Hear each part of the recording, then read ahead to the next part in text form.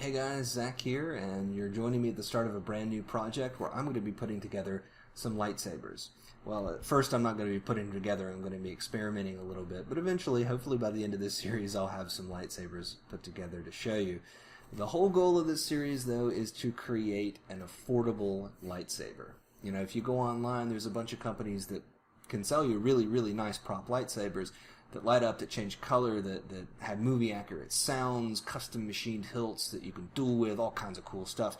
They're awesome, but I can't afford hundreds and hundreds of dollars to spend on those things. What I'm really looking for is a decent-looking lightsaber with no sound, just something that's going to light up and look good in a costume, stay bright for a few hours during a convention, and get the job done that way. And I'm hoping to try and put one of these together, a standard single-bladed lightsaber for maybe $50 or $60. That's my initial target in price. I honestly don't know if that's realistic. We're going to find out as we go. But to begin with, that's what I'm shooting for, that $50 or $60 range. That's, materials, of course. The labor I'm counting as free, since it's all going to be my labor. We'll see how it goes. Today, first episode, I'm just going to be playing around with a couple different lighting systems. I'm going to lay them out, plug them up, see how they look. You'll get to see them on camera, and we'll try and dial in kind of which way we're going to go with these. I'll explain the two lighting systems as we go, but hopefully you'll enjoy this video and you'll join me for the rest of the series, and eventually we're going to have some lightsabers to show off. Okay, well, let's get started, and we're going to start with the LEDs that I've got here to play with. I'm going to plug a couple of these in and look at brightness levels and look at color as well.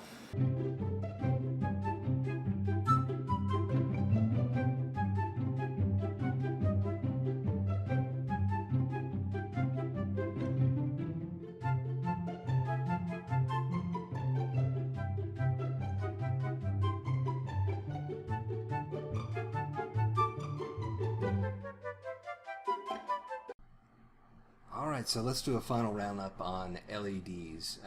I like the effect that we got with the LED quite a bit. It looked really nice going down the blade. Very nice brightness to it. I think we could even improve on the brightness by switching to a triple LED. This guy has, a single light source, that yellow square there. They make other ones that have three of those little guys on the same size, so you get triple the brightness. We might upgrade to those. I'm not sure yet. They're a little bit more expensive, but we'll see. The main problems here, first of all, color.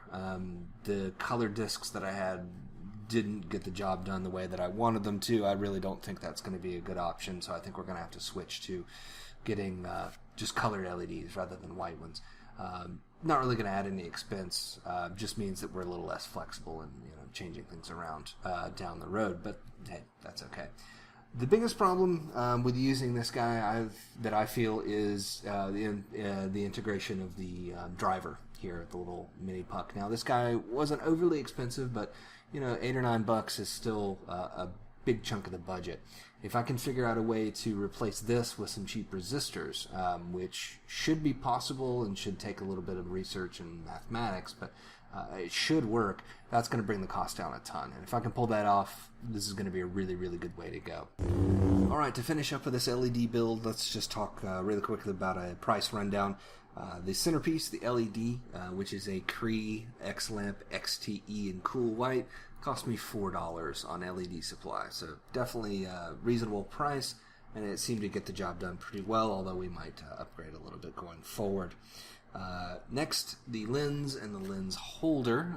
The lens itself was the more expensive piece. It was a touch under $2. The lens holder was something like 25 cents. It was like a quarter. Definitely not breaking the bank there. Very reasonable. The most expensive piece, of course, was the driver, which is from Lux Drive, the Micro Puck. Worth it, I think, to a certain extent. It seems to do a great job. I can hook up power sources and really not worry about damaging the LED in any way. But it's expensive. On LED supply, I picked this up for $8.70. So all these things together, that's going to add up to over $10. That's a big chunk of the budget gone right there. And granted, the lighting system is the integral piece, probably the most expensive piece, but that's a big chunk. If I can figure out a way to replace that little guy, it's going to save us a ton of money. The other piece, of course, was the battery pack and the AA batteries. Well, just forget the cost of the AA's, because why not? The battery pack itself, I think, was $4. I got that on adafruit.com. Alright, well, we've got another lighting solution that I'm going to try today, and that is this stuff, EL wire, Electroluminescent Wire. This stuff's been around for a good long while. In fact, it used to be the standard when it came to putting lightsabers together, the standard way to make the blade before high brightness LEDs really became more common. It's got some advantages over LEDs, and that's why I've decided to try it out and see, if I can make it work for this project. The advantage is it gets rid of that problem of the brightness of the lightsaber being at one end. When you have that bright LED, which I'm sure you guys were able to see on camera, all that light is right there at the base of the blade, and then as you get further down the blade, it gets dimmer and dimmer and dimmer. It doesn't really give you that effect of a single long piece of plasma energy or whatever a lightsaber blade is supposed to be. This stuff glows down the entire length of it, so it's going to give you a nice even glow all the way up and down. Same glow at the base as you get at the tip. The problem is, of course, it's not nearly as bright, and in fact, I'll go ahead and switch off my shop light and plug this into the inverter, and we'll show it off here for you. You can see, remember how bright those LEDs were, and there you go. Well, on blink, but let's switch to steady. That's the brightness we're getting out of EL wire, and this is the high brightness stuff. This is the brightest, really, you're going to be able to get reasonably. Now, it's not the best setup, of course. I've got this inverter. I could probably play around with the length of the EL wire and the power I'm putting into it to maybe boost the brightness a little bit more than this. But in the daylight, like I'm sitting here now, it's not going to knock your socks off. And that's a problem. But we're going to try it out anyway and see how it looks. So to switch that off, I'm going to unplug the power source. So to use this EL wire, it's a long strand. This is a 2.5 meter strand, I believe. I got this from adafruit.com. And this length is going to be good for our lightsaber blade, which is 32 inches long. What we're going to do is run this EL wire up and down this blade. We've got enough wire to really do 2 runs, one run up and one run down. The only thing is you can't just pack it in there, because if you do and you switch it on, you'll see 2 little strands going down the blade. It doesn't really look very good. So I picked up this stuff here, polycarbonate tubing, and we're going to use this as a diffuser and also a conduit to run this the wire up and down the blade. So let me try and straighten it out just a little bit, because it's awfully curved. If we can get it straighter, it's going to make it easier to get the LED wire down it and also get it down the blade. Alright, well, it's a reasonable place to start. And then we'll take the EL wire, oops, drop that, but I'll pick it up. We'll take the EL wire and we'll find the midpoint. This stuff is fairly robust and easy to work with. It's basically just wire coated in a coloring. You could use this in a lot of cool ways in costumes. Which is definitely part of what I'm going to be doing for this costume project, and that's why I was not hesitant to go ahead and buy this EL wire, because I knew even if I don't use it in the lightsaber project, I'd be able to use it in other ways. So feed this down this polycarbonate tube. It's actually surprisingly not that hard to feed in.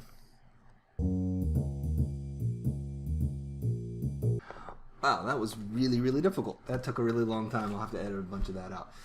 But we got, as you can see, a double loop of EL wire all the way down that carbonate tubing. That was a bit of a workout, but hey, it's there. So I'm going to push that slightly back down in, just so it's not sticking out too much.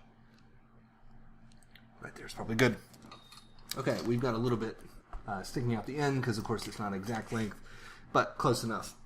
So now, with this tubing, we can, well, you know what, before I run it down the blade, let's go ahead and hook it up to the inverter. Whoa. And let's have a peek and see how it looks. So, switch it on. Ooh, okay. So it's lit up there. Actually, I like the LED. It looks, I think, better on camera than it does in person, but the glow is definitely there, for sure. But let's put it down the blade. Just leave it on, and we'll see. Okay, wow. Yeah, that's a little disappointing. The light is really badly being cut down by going through 2 layers of polycarbonate. The effect was not what we were looking for, so I tell you what, I'm going to switch to a different color. We'll switch to red and we'll see if that looks any better. There we go. That's up the polycarbonate tubing. Sitting here in the daylight, honestly, I can't really even see that it's on. In fact, I had to switch it off and on to make sure that it was still lit, because it didn't even look like it was. I'm not even going to put this into the blade because I can tell you already it's not going to be bright enough. Yeah, so that's disappointing.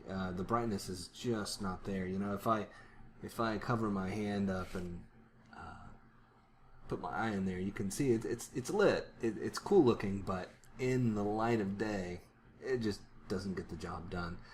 Now, keep in mind, this is a costume for a convention, and the convention floor is not necessarily super bright, but it's not dark either. Looking at this, I really don't see how this is going to be able to deliver the performance I need. I love the fact that you would get, you know, consistent lighting all the way from one end of the saber to the other, but I'd have to put so much of this high brightness wire into that blade to get enough light out of it. I don't think this is going to be cost effective. I don't think it's going to work. Plus, given the fact that it has to use this inverter here, which is a little bulky, rather than just a plain battery pack. Yeah, I'm not convinced on this one. All right, well, let's do a wrap up and a price check on our EL wire lighting solution here. Overall, I gotta say I'm disappointed. EL wire is really neat stuff. You can do some cool things with it, and I'm definitely going to be doing some cool things with it in this costume project, but when it comes to making the lightsaber blade, I just don't think it's going to cut it. The brightness just isn't there. You could see it on camera, definitely here in person. In the daylight, it's just not putting off enough light to really light up the blade at all. Yeah, we're going to get consistent brightness down the length of the blade, but what does it matter if that consistent brightness is, you know, next to nothing? In the convention floor where this costume is going to be, it's a little dimmer than this room probably is, but not by a whole lot. I just don't trust this to get the look that I want it to be quite honest with you.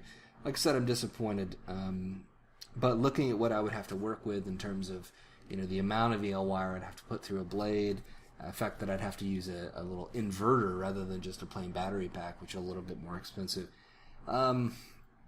Weirdly enough, I think this is going to end up being not cost effective. When I first started thinking about this project, I had it in my mind that the LED was going to be too expensive. Here I am sitting and saying I think the EL wire is just too expensive and it's not going to perform the way I want. But a quick price check. The inverter itself, this is a 2AA inverter. Whoa, hello. This is a 2AA inverter. I believe they're $7-ish, I think, on Adafruit right now. This one I had laying around already for some other EL wire, so I didn't actually pay for it. So not cheap, I guess. Not crazy, but definitely not cheap. The EL wire itself, this is the 2.5 meter length of high brightness EL wire. I believe was $12 on Adafruit. Again, not crazy, but these two pieces together, 12 plus 7, that's $20. That's actually more expensive than the lighting system for the LEDs that I had out here, driver included even. Plus the fact that I would really want to probably use this polycarbonate tubing, which, you know, a link like this is, you know, maybe $1, probably less than that. The whole roll that I got was, I think, $10 or something like that. So that's not too expensive, but still adding a little bit of cost there. Alright guys, thanks for joining me for this first look at lighting solutions for our lightsaber project. And I've got to say, after looking at LED versus EL wire side by side, I'm 98% sure I'm going to go with the LEDs. The brightness is just so much more. There's just no contest. It's going to look better in almost any lighting condition. Yeah, I'm not super happy with the consistency of the light down the blade, but hopefully I can find some solutions to help make that look a little bit better. But the EL wire is just not putting out the brightness I need, and actually it's going to end up being probably too expensive compared to the LEDs, which I'm surprised to say are going to be reasonably cheap for me to build into here. So next time what I'm going to do is probably get a hold of some other LEDs, some colored LEDs, maybe even some higher brightness ones, play around with that a little bit, see if I can get some looks down the blade a little bit better, we're also going to need to start looking at the hilt itself, how we're going to fit everything inside there, and how we're going to design it. So join me next time. We're going to talk about some of those issues, and we'll build us a lightsaber.